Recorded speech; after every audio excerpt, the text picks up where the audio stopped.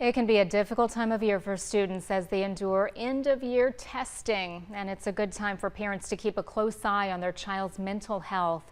In our weekly Raising the Bar segment, our Valerie Cavazos spoke with Michael Bryan, a counselor at Catalina Foothills High School, about a critical age to watch. I think we've all experienced this, and it's like, I can't wait to the last day of school.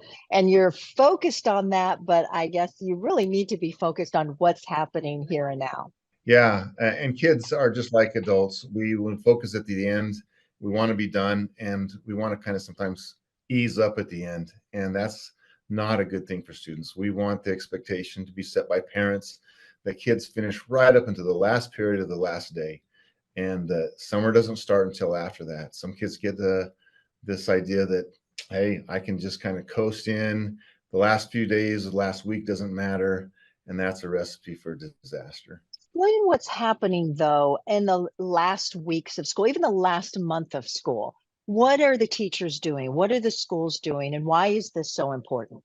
Well, the very end of school is kind of the culmination, and the last week of school is usually marked with finals, at least in the high schools. And so those are the most important days. That's your chance to perform and to show what you've learned. I mean, it's kind of like game time.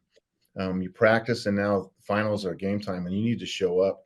So if you don't show up, you're not going to do well, and that in turn affects your grades. And kids have to understand, parents have to understand, and at least in high school, that if you don't pass a class, you have to repeat that class. You don't just advance just because you finished the school year. You're going to have to go back and make that up. What are the teachers usually saying at this time? Because, there's a lot of, I'm sure, a lot of students saying, come on, it's the end of the school year. Give me a break. Well, teachers are tired just like students. But they're not going to give you that break that you think you might deserve. They want to see you demonstrate your ability to finish.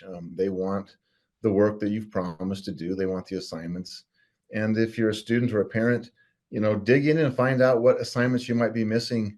And don't tell yourself that the teachers are out there to punish you.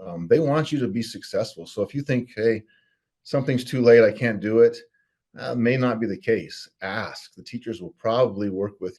Worst case is you get a no, you can't turn it in. Best case is, yeah, turn it in and be successful. What are some conversations an example of conversations that parents can have with their? That's a good question. I think an example would be, hey, these are my expectations. These are my expectations for you. You get on board, and can you support those expectations? And what expectations have you set for yourself? And then the other thing I think is sometimes parents make this or their own child the problem, when really the problem is maybe getting an assignment in or finishing. You need to, as a parent, pair up with your child, become a team, and attack the problem. But don't make your child the problem. And we are bringing you these local Raising the Bar segments on various topics every Monday that you can help kickstart each week with expert advice on education. You can check them out at KOLD.com.